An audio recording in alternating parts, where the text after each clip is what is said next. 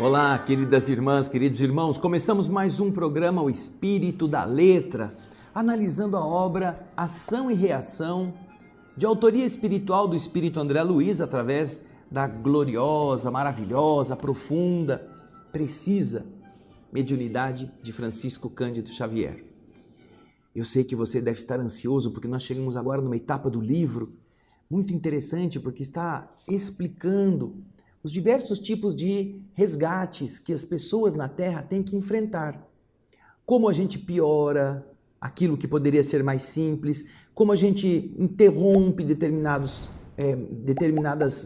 correções do nosso passado, como a gente atenua, como a gente se livra dela. Cada um destes passos nós vamos aprender aqui. Hoje você vai acompanhar comigo o capítulo 14º. O capítulo anterior, 13º, foi muito interessante, porque falou sobre um débito estacionário. E agora nós vamos ver sobre o resgate, um débito interrompido. Vamos então acompanhar? Pega o seu livro, tira o gato de cima, tira ele debaixo da mesa para a mesa não ficar balangando assim, para lá e para cá, tira ele lá, põe um outro pedacinho de madeira lá e fica com o livro, com um caderno ao lado ou um papel, vai anotando cada um dos detalhes. E aí você vai ter um manancial muito gigantesco de informações. Vamos então, acompanhe o texto comigo. André Luiz nos diz: acompanhando o assistente, passamos a cooperar na reharmonização de uma pequena família que morava em um subúrbio de populosa capital. O chefe da casa era Ildeu, o nome dele. Um homem que mal tinha atingido a madureza física, pouco além dos 35 anos de idade.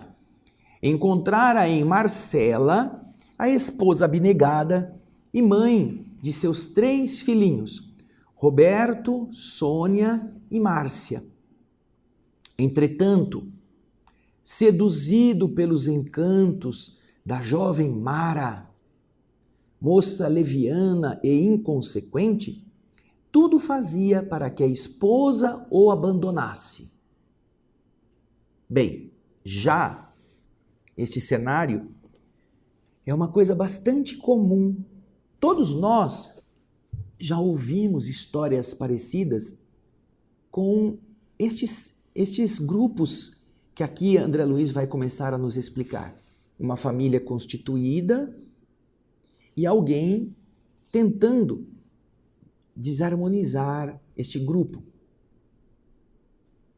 E você perceberá neste capítulo como a ação do mundo espiritual é generosa e como existem motivos que fazem com que as pessoas se sintam afinizadas ou antipatizadas umas com as outras, mas não para justificá-los, e sim para, compreendendo-os, tomarmos uma atitude diferente, sabendo que a pior coisa que a gente poderá fazer é se entregar à paixão desenfreada, romper laços que nós mesmos livremente contraímos, desprezar aqueles seres que estão sob nossa dependência, que não nos são muito simpáticos, e nos apegarmos àqueles que temos facilidade de convivência, isolando-os dos demais. Tudo isso é um equívoco que está enraizado em nossas tendências do passado próximo. E aqui André Luiz vai começar a nos explicar por que isso está acontecendo. Veja só, Ildeu é casado, tem 3 filhos, mas tem uma moça leviana, inconsequente, que está ali também fazendo das suas para tirar o marido daquela família. Vamos então agora, que já vimos esta cena em muitas das nossas relações sociais, da nossa vida próxima, da nossa família ou de pessoas próximas de nós, vamos ver o que André Luiz continua a nos explicar. Vamos voltar ao texto. O marido fazia tudo para que a esposa largasse dele. Marcela, porém, a esposa, que havia sido educada na escola do dever, se dedicava ao lar e tudo fazia para que seus filhos não percebessem a própria dor.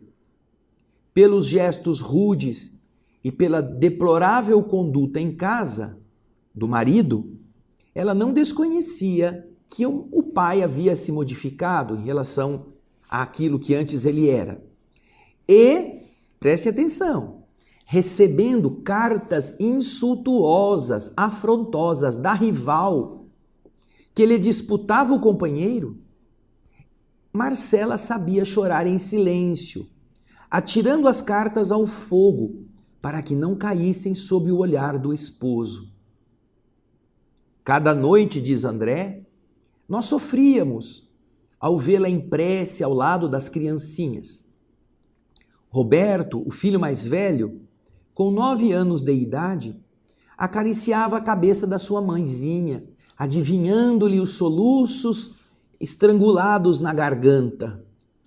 E as duas pequeninas, na natural inconsciência da infância, repetiam maquinalmente as orações ditadas pela nobre senhora, que oferecia essas orações a Jesus em favor do papai.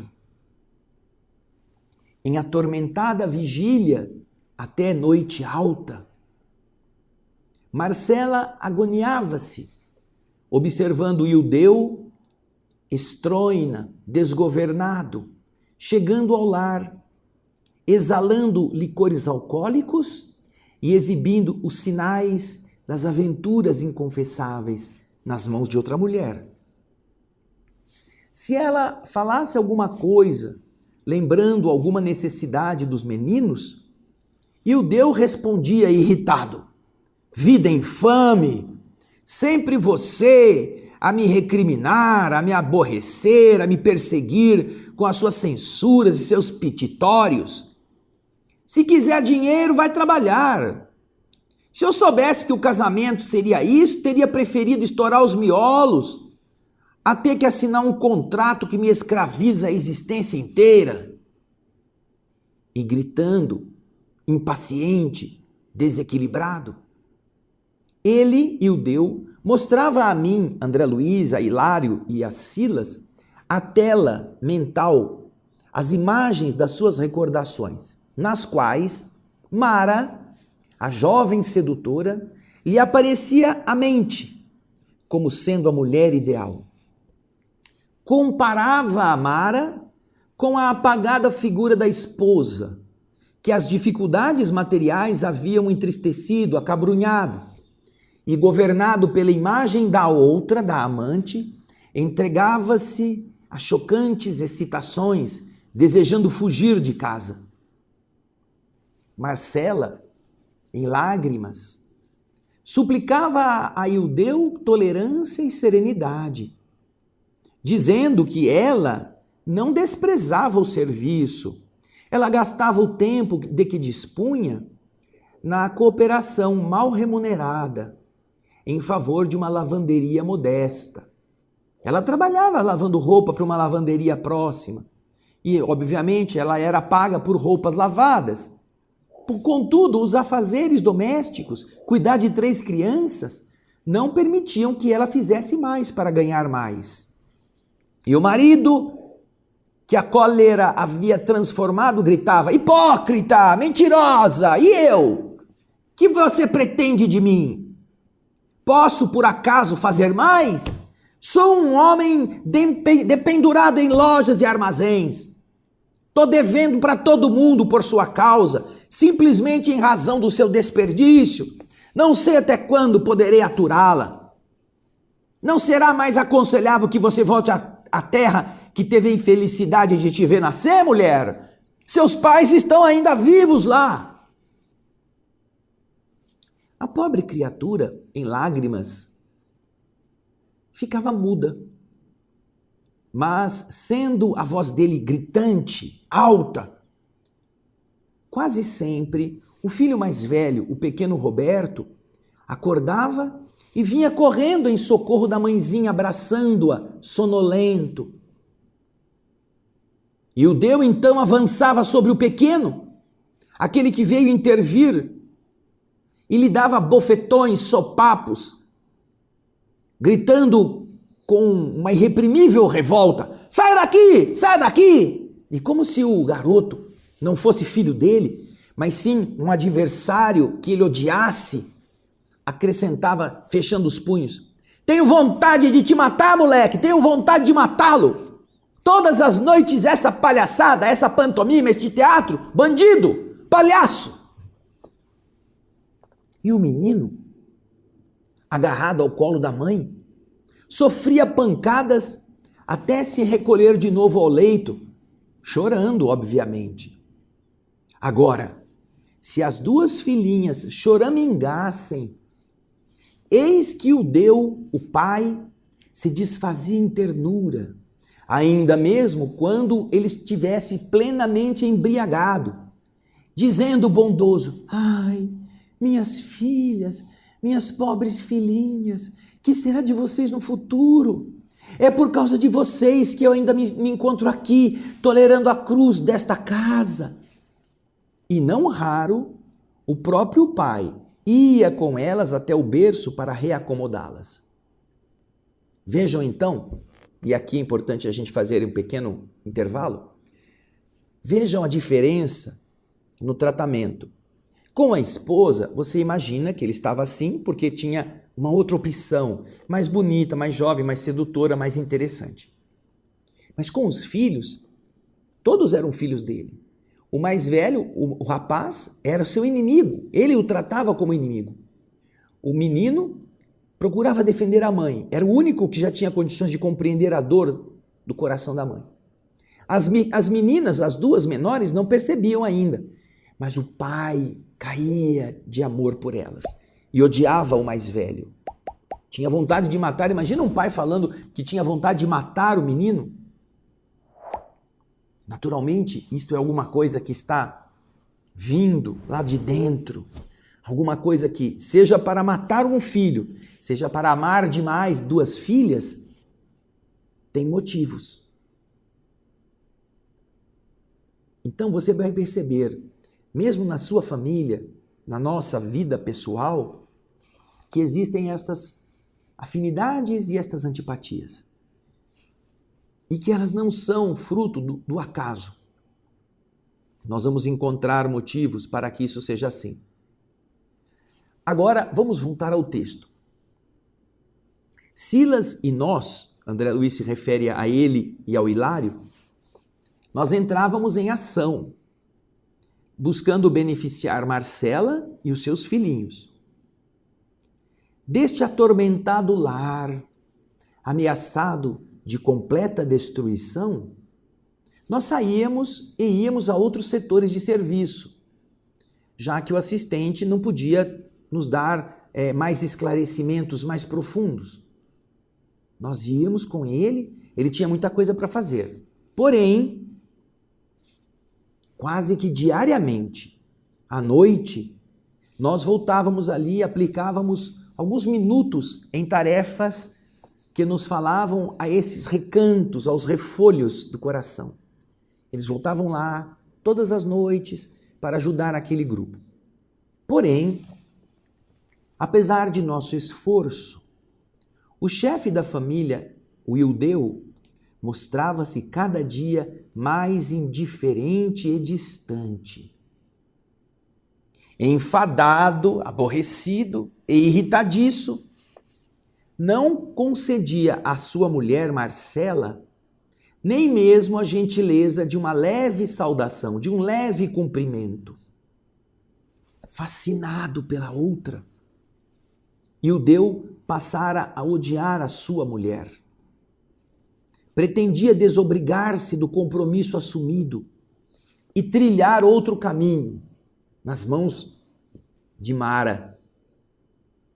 No entanto, esse era o problema.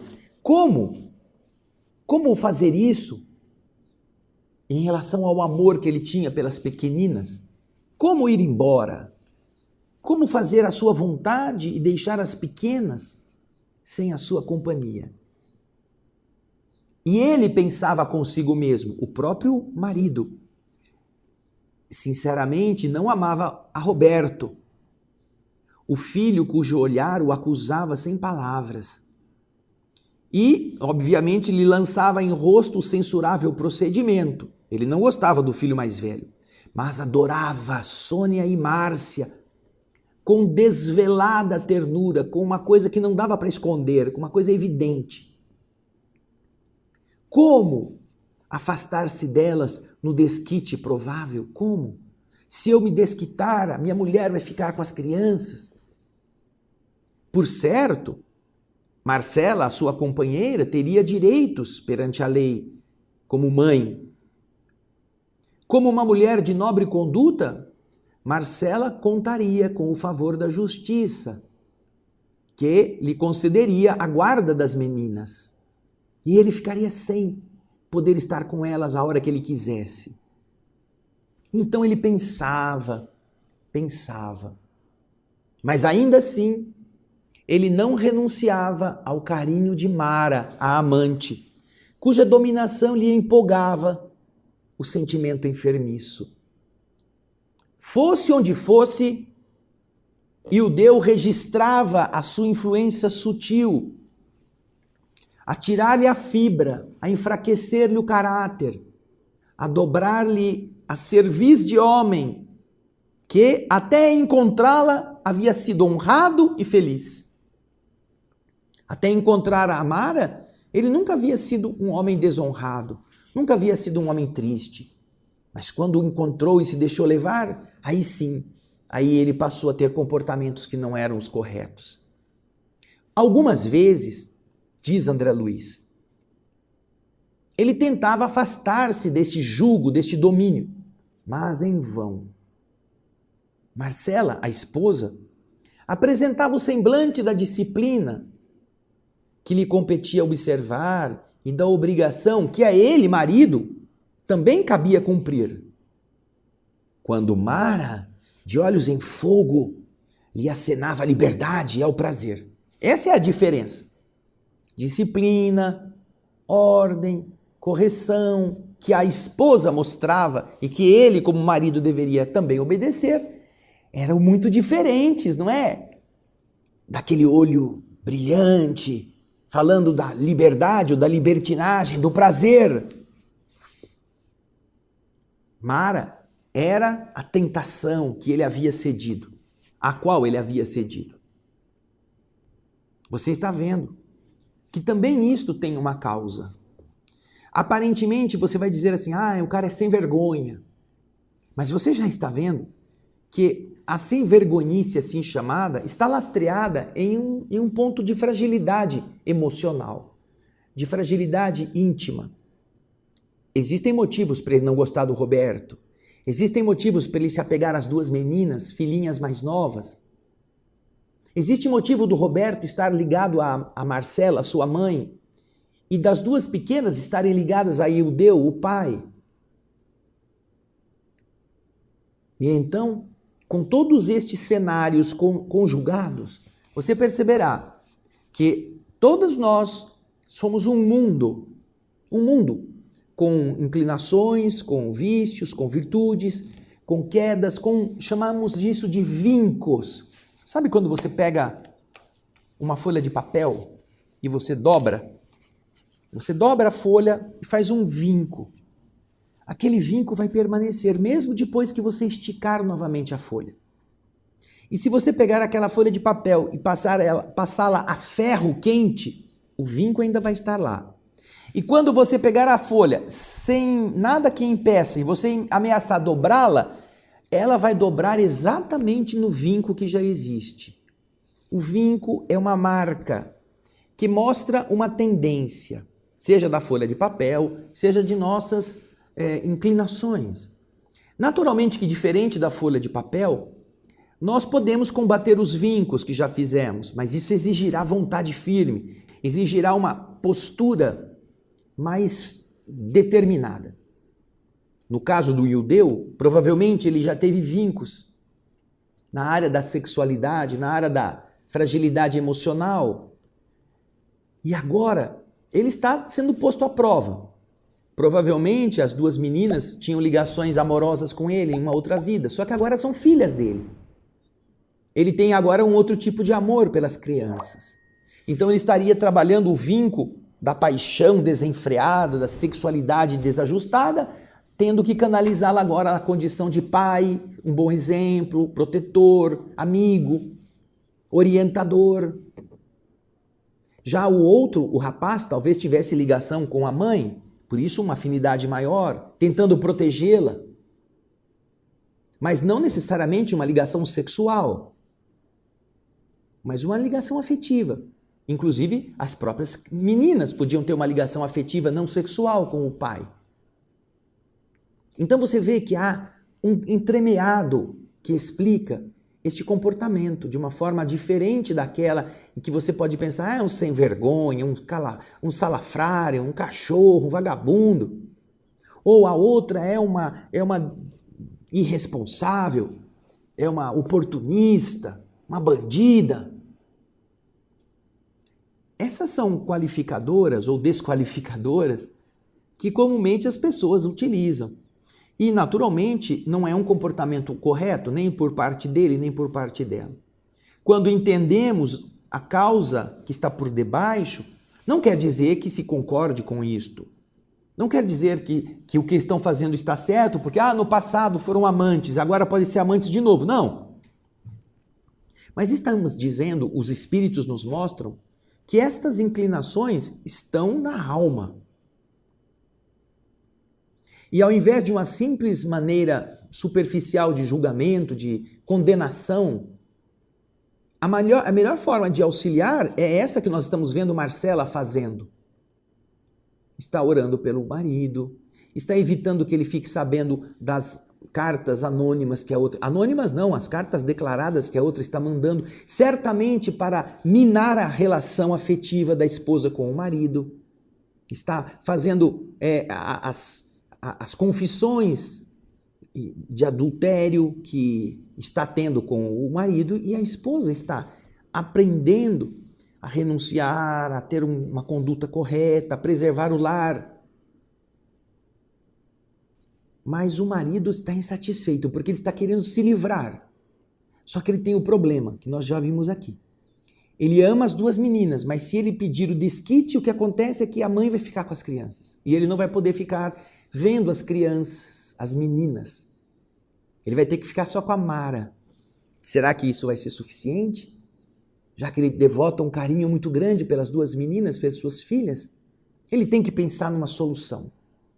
Veja só como as coisas vão se enrolando. Vamos voltar ao texto?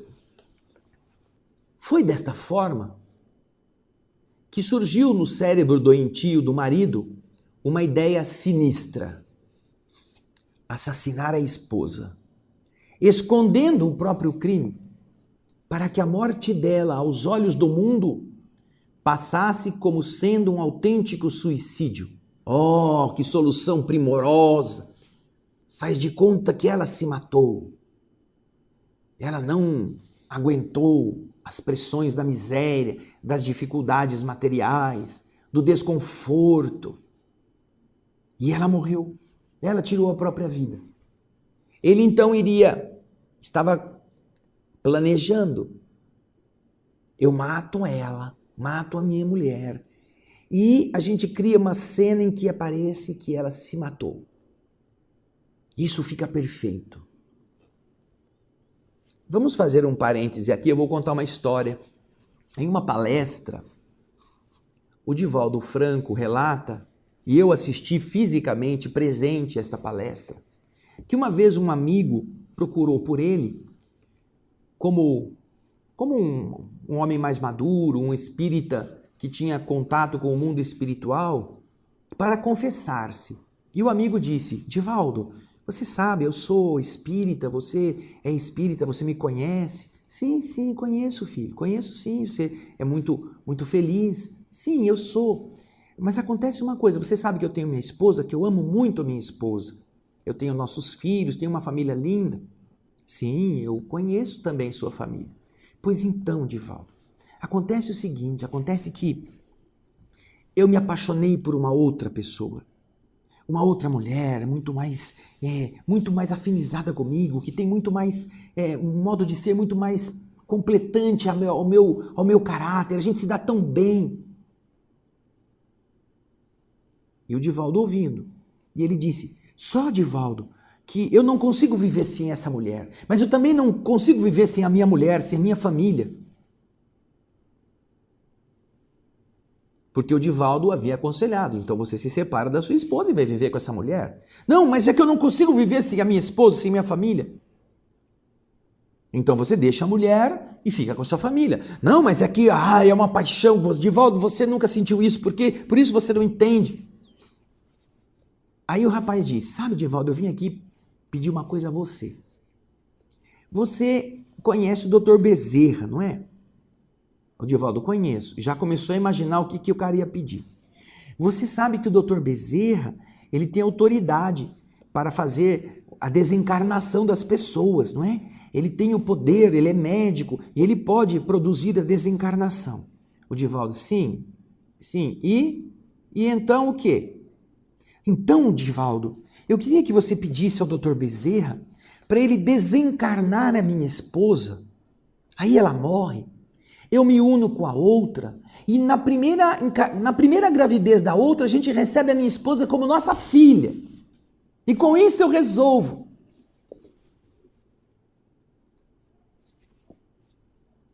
Divaldo disse, olha meu irmão, na verdade eu não posso fazer esse pedido ao Dr. Bezerra.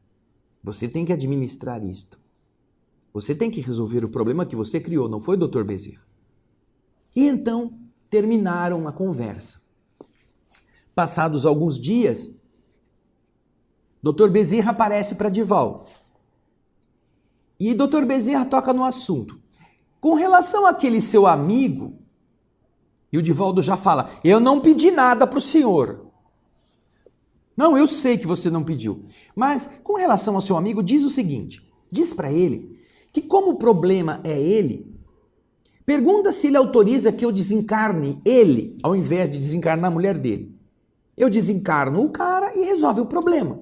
Eu que estou falando o cara, o Dr. Bezerra não falou cara, tá? Esse negócio de ficar, o espírito falou, mano, qual é, mano? O cara aí, esse cara aí. Não, o Dr. Bezerra não fala assim. Mas eu o desencarno e com isso a gente resolve o problema. Aí o Divaldo deu uma risadinha e falou assim, provavelmente ele não vai gostar dessa solução. Então, fechando este parêntese, é muito comum que nesses embates emocionais de disputas amorosas, que alguém pense ou faça o outro morrer para ficar com a parte que sobra. Ou pelo menos cogite de que a pessoa podia morrer de um jeito ou de outro. E no caso aqui nós estamos vendo o Ildeu colocando isso como uma solução. Eu mato a minha mulher, faço de conta que ela se suicidou. Com isso eu fico inocente, fico com as crianças e posso me casar com a minha mulher amada. Uma vez que isso aconteça, se isso acontecesse, você tem certeza que a sua mulher amada ia querer você com 3 filhos da outra?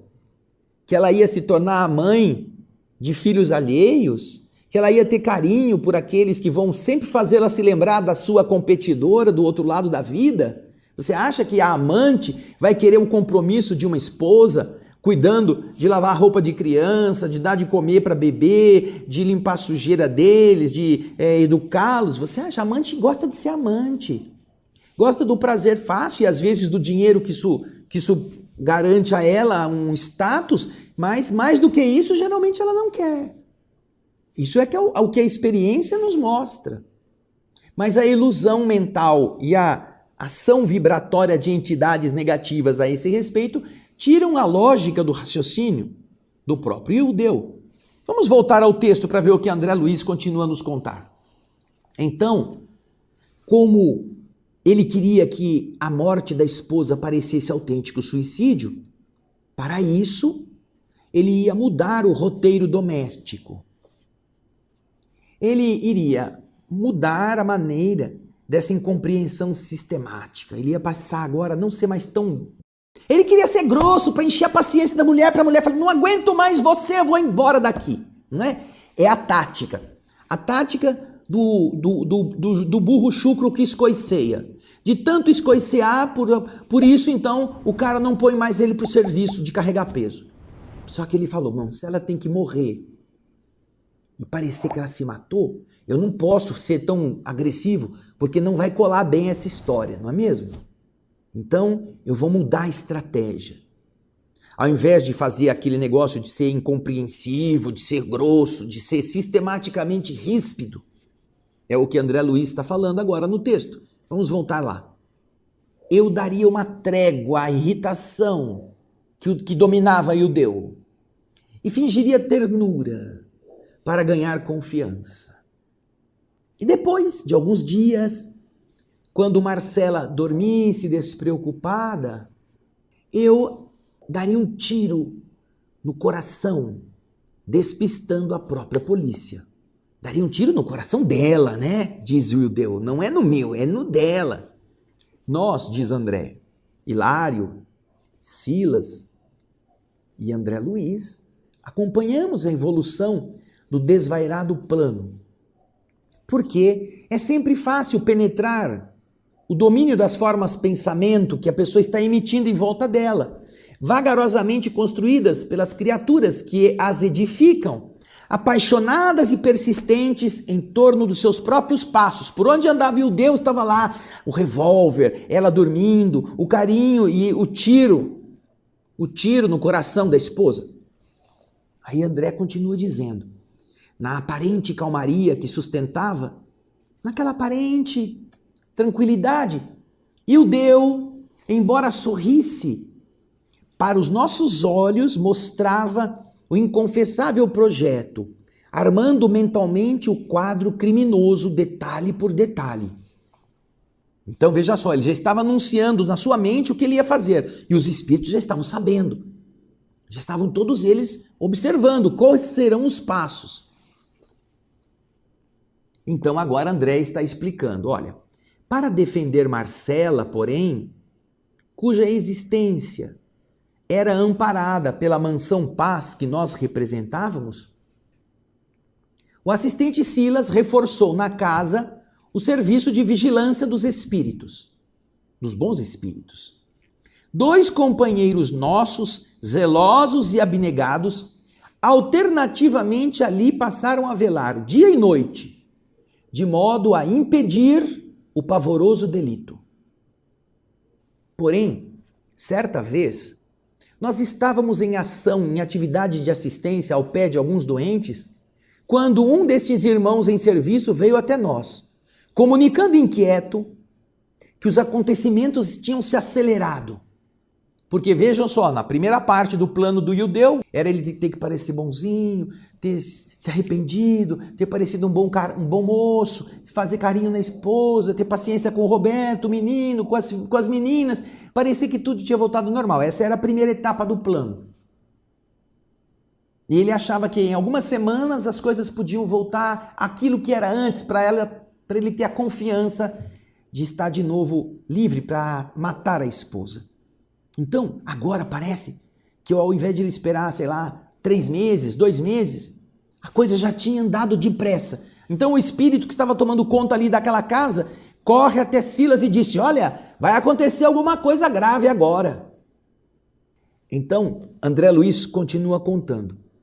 De alma perturbada pela influência de espíritos homicidas, assassinos desencarnados, que tinham percebido os pensamentos que ele expressava. Então veja só, esses espíritos assassinos não tinham nada a ver com a história do Eudeu, mas quando eles viram que tinha alguém que queria matar outro, eles se aproximaram, isso mesmo, tem que matar, e passaram a influenciar os pensamentos que Eudeu mantinha. Estes espíritos de homicidas foram atraídos pelo pensamento de Eudeu, e graças a eles começaram a influenciar de tal forma que Eudeu iria tentar matar a companheira naquela mesma noite. Veja só, não tinham ainda dado todo aquele tempo. Para que esperar tanto tempo assim? Não, para que esperar? Faz já, nós temos que matar com você junto. Né? É a sensação de assassinar o outro. São as entidades do outro lado da vida querendo a mesma coisa. Então, você entendeu como funciona o mecanismo? Você pensa que você vai encher a cara, você arruma um monte de convidados, de companhias, de sócios para se embebedar. E aí você vai tomar um pouco e vai tomar mais, porque você tem que abastecer toda a turma. Você pensa em dar um golpe em alguém, você vai encontrar um monte de golpistas do lado de lá que vão ler seus pensamentos e vão se associar a você. Você pensa em fazer alguma coisa errada, levar uma vida promíscua, você vai encontrar espíritos que estão querendo a mesma coisa. Agora, se você pensa em fazer o bem, se você pensa em ajudar os outros, você vai encontrar um ou outro que queira de imediato te apoiar. A princípio, o seu espírito protetor vai te apoiar. E esta sinalização boa vai repercutir em almas generosas que virão te ajudar. E você não estará sozinho também. Mas é óbvio que se você quer o mal, num planeta de prova e expiação, no nível em que nós estamos, vai ter muito mais espírito querendo o mal, para te estimular a fazer o mal.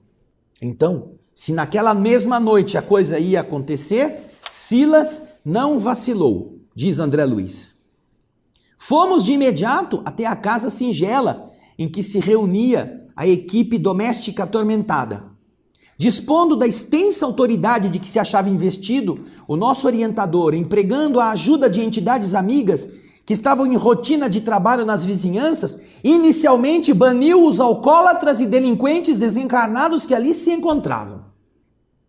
Apesar da providência, o plano infernal na cabeça do nosso pobre amigo se tornava integralmente maduro. A madrugada ia alta, com o coração acelerado, relanceando o olhar medroso pelas paredes nuas do gabinete em que examinava o pente de uma pistola, como se nos adivinhasse a presença, o chefe da família revelava-se disposto a consumar o ato execrável.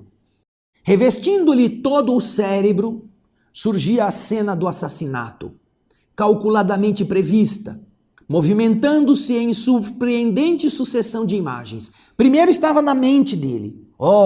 Diz André, se as criaturas encarnadas tivessem consciência de como se exteriorizam as suas ideias, certamente saberiam guardar-se contra o império do crime, proteger-se contra isto. O pai, irrefletido, pensava ir ao aposento dos filhos, trancá-los à chave, de maneira a evitar o testemunho. Quando então Silas, o espírito Silas, de improviso, avançou para o leito das meninas e, utilizando os recursos magnéticos de que dispunha, chamou a pequena Márcia, que estava em corpo espiritual, para que ela visse os pensamentos do pai. Ela estava, a menina, fora do corpo, então ele chamou a menina para ela ver o que o pai estava pensando.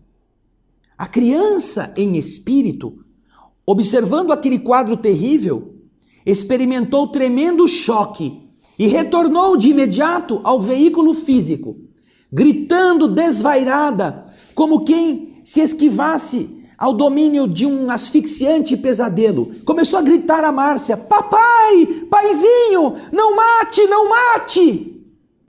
E o Deu, nesse ato, já estava na porta do quarto, segurando a arma e tentando fechar a porta para que as crianças não saíssem. Mas a menina gritou lá dentro, e os gritos da criança ecoaram em toda a casa, provocando alarido. A esposa, que estava dormindo, num instante se pôs de pé, e quando ela chegou na porta do quarto, viu o marido ao pé da filha, e junto deles o revólver, anunciando maus presságios. A mulher bondosa e incapaz de suspeitar das intenções do marido, pegou a arma e, acreditando que o esposo pretendia suicidar-se, implorou em pranto: Deus, não te mates. Jesus é testemunha de que tenho cumprido retamente todos os meus deveres. Não quero o remorso de haver cooperado para semelhante insanidade, que ia te lançar entre os condenados das leis de Deus. Faça como você quiser, mas não te entregues ao suicídio. Se é a tua vontade, monte uma nova casa em que você viva com a mulher que te faça feliz. Eu vou cuidar da minha existência junto dos nossos filhos. Eu vou trabalhar, eu vou conquistar o pão de nossa casa com o suor do meu rosto. Entretanto, eu te peço, e o deu, não se mate. A generosa atitude daquela mulher nos sensibilizava até as lágrimas. O próprio Eudeu, apesar do sentimento endurecido, sentia-se tocado de piedade, agradecendo no íntimo aquela versão que a esposa, digna e abnegada, estava dando aos acontecimentos, cuja direção ele não conseguira prever. E então, encontrando a escapatória que ele buscava há muito tempo, longe de ouvir os brados da consciência que o convocavam à vigilância, disse, como se fosse vítima: ai, realmente não posso mais. Agora para mim só restam 2 caminhos: o suicídio ou o desquite. Marcela, com o auxílio do assistente, descarregou o revólver, reconduziu as crianças ao sono e deitou-se atribulada. Nos olhos tristes, lágrimas borbulhavam na sombra, enquanto ela orava, suplicando na torturada quietude do seu martírio silencioso: ó meu Deus, compadece-te de mim, pobre mulher desventurada. Que eu vou fazer sozinha na luta, com 3 crianças necessitadas, Senhor, compadece-te de mim. E então, aqui, nós vamos deixar você pensando que tragédia foi evitada pelos bons espíritos. Mas o capítulo não terminou. Nós vamos ver no próximo programa como que os espíritos amigos puderam cooperar com isto, com este refazimento. Mas vai lendo, não espera uma semana para você saber. Procure o livro, vai ler o que aconteceu, para que nós percebamos como estamos sempre muito mais ajudados e como temos sempre a possibilidade de dar um passo atrás. Mesmo que já tenhamos entrado no atoleiro, nós podemos sair pelo mesmo caminho que entramos. Agora, equívoco é afundar-se ainda mais. Com toda a ajuda que nós estamos tendo dos bons espíritos para que a gente retorne. Você retorna, seca o lodo, você tira a crosta, se lava e vai embora. Vai continuar seguindo o teu caminho. Pense nisso. Nós esperamos você no nosso próximo Espírito da Letra com o término do capítulo 14. Eu aguardo você.